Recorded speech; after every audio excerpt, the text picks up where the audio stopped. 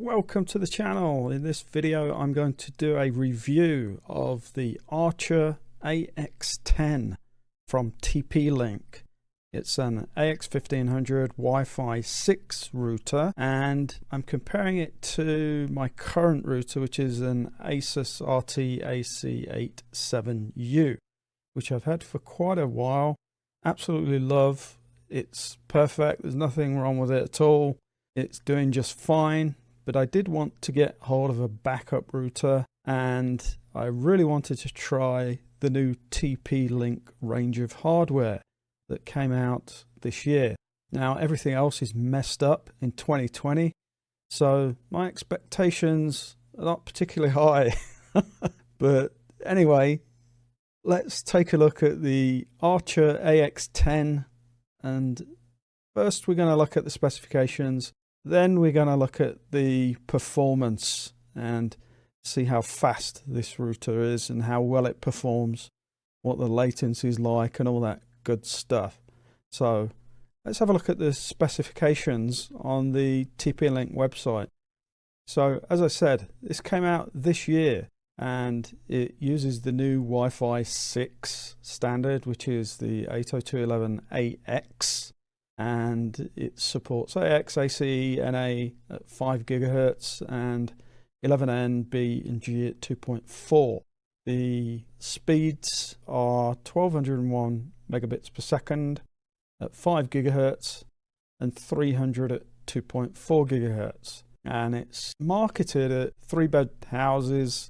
It's got 4 fixed antennas with beam forming, which is pretty similar to my Asus in that regard.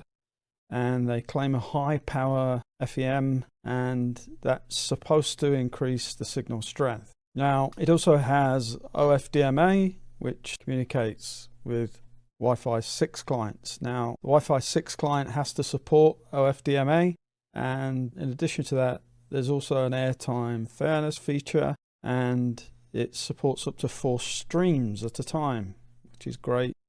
This has got a router mode and an access point mode.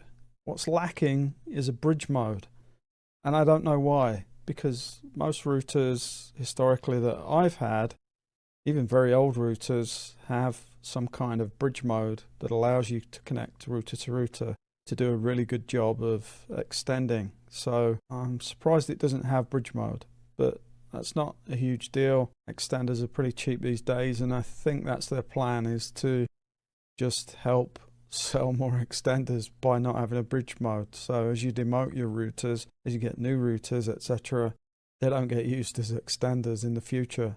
But anyway, the processor from a hardware perspective is a triple core CPU at 1.5 gigahertz, and on the port side it has gigabit WAN and 4 gigabit LAN ports. In terms of buttons, it's got the usual WPS Wi-Fi button, power on and off, LED on and off. You can switch the LEDs on and off, and there's an app to configure the router. I didn't use the app. I don't like installing apps unnecessarily, so I did test it using a browser from my phone, and you can configure it there just by going to the default router IP address, and that works fine. You can obviously download the app and do it through the app, but it's not necessary. You don't have to. And I just skipped all of that. There's also an option when you set it up to connect it to TP-Link Cloud. Again, I don't want to do that. I have no interest in connecting my router to their cloud. So you can skip all that in the setup as well. It does have an SPI firewall and basic access control, IP and MAC binding.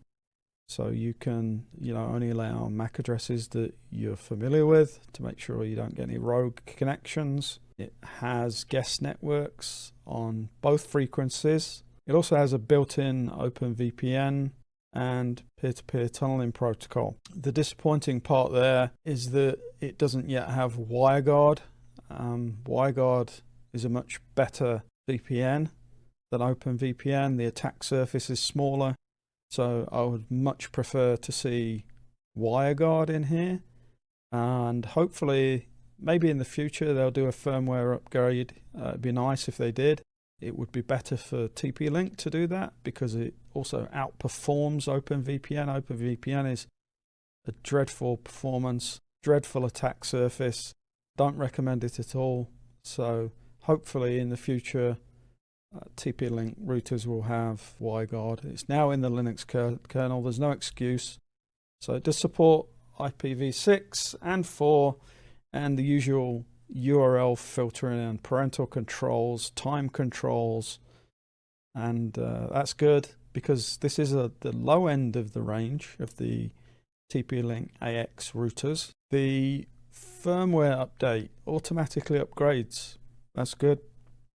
Over-the-air firmware updates are always nice. Nothing is completely secure. Someone's going to discover a vulnerability at some point, and it's nice to know that the firmware gets upgraded automatically to the latest secure version. It does support DDNS, and there's the usual NAT forwarding features, port forwarding, port triggering, DMZ, UPnP, all of that good stuff. And it even has IPTV support with IGMP, proxy, snooping bridge, tag, and VLAN, and DHCP address reservation, which is nice. I like to have static IPs on certain devices, and it's good for that. So yeah, for the lowest end router, the specifications, the features, they're pretty good. There's no super advanced security features, but honestly, you really don't need it. And on my Asus, I leave a lot of that stuff disabled and rely heavily on using Cloudflare's 1111 DNS service, because quite honestly, that's going to reject anything very quickly that's malicious that you're looking up on your browser. So I strongly recommend that when you do configure your routers, that you set the custom DNS. Don't use your cable provider's default DNS. Configure a 1111 as the primary DNS and 1001 as the secondary, and that will give you Cloudflare's much more secure DNS, and they are very quick to block malicious addresses and phishing attacks, and you're going to get an extra layer of protection that's good enough. It's as good as any of the Asus security features that are in there. It'll protect you to a higher degree on any modem, on any router, and I strongly recommend you do that. So now let's shoot over to the speed test. So let's run the Cloudflare speed test. I trust Cloudflare's speed test better than all the other junk that's out there. I'll put a link in the description below, but you basically go to speed.cloudflare.com and you'll get a very, very reliable speed test, and I recommend you use that instead of speedtest.net and all that other junk. I don't trust them, quite frankly. So go to speed.cloudflare.com to run your speed tests. So as you can see here, this is my service from my provider is 150 megabits per second and 15 up. So 150 down, 15 up. I'm getting 145 down here and exactly 15 up. So that's good. And the latency is very low and the jitter is very low. So that's very impressive. I'm getting the full speed, and that's a great sign, and that's really all you need. This is operating optimally. It's a very good result, and I'm incredibly impressed with the Archer AX10 from TP-Link. I think it's really good value. It's incredibly good value. So I picked mine up in the Black Friday sale. It was 79 Canadian dollars at the time, which compared to my $400 or $500 Asus router is really incredible. It's at least as good as my high-end Asus router. So this is very impressive.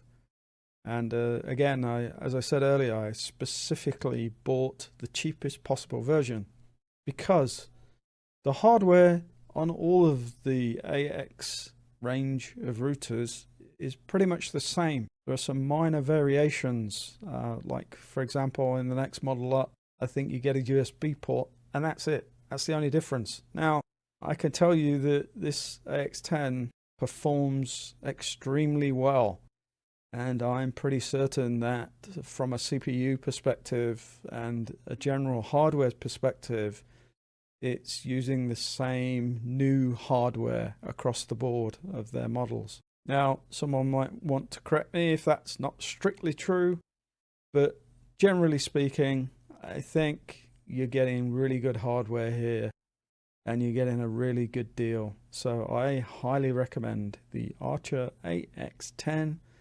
Forget the high-end routers. You don't need them. I have one. I know. I've been using it for a while, and I looked at the latest Asus routers, and all they seem to do is add another funky antenna that you don't need. So unless you've got like 10 people in your house, then I really don't think you're going to need it. Even if you have got 10 people, I'm sure this router will still serve you just fine. So strongly recommend the Archer AX10, and I hope this review was helpful for you. If you found it helpful, please do give the channel a like and a subscribe, and I'll bring you some more stuff as I get it in. I've got some other things up my sleeve that I'm thinking about testing. So again, Archer AX10, great router. It's performing really well. Very pleased with it, and it's at least as good as my Asus RTAC 87U. Go get one. Thanks for watching.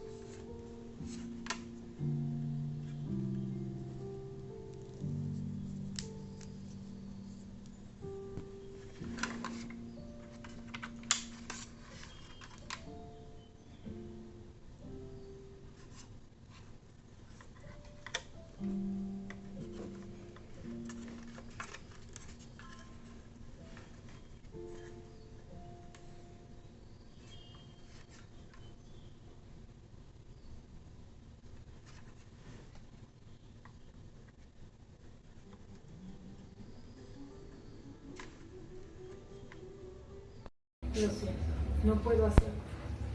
Aquí afuera puedes cortar con él. Pero lo que pasa ya no está bien. Mi hija y mi familia siempre están.